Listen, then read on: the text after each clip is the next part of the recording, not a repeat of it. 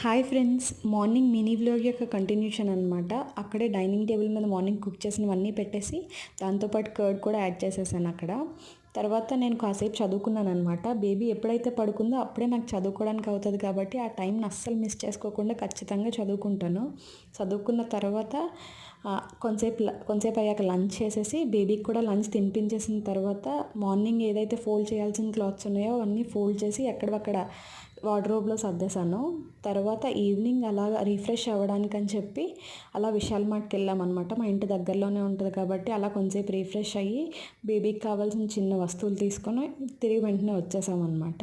వచ్చిన తర్వాత నైట్ డిన్నర్కి చపాతీ చేశాను అనమాట. చపాతీ మార్నింగ్ మిగిలిన కర్రీస్ అనమాట, పప్పు అవి ఉన్నాయి, అవే ఇంకా నైట్ డిన్నర్లో యాడ్ చేసుకొని చపాతీతో నా డే అయితే ఎండ్ చేసేసాను అనమాట. సో ఇది నా మినీ వ్లాగ్. మీకు నచ్చినట్లయితే సబ్స్క్రైబ్ చేసుకోండి.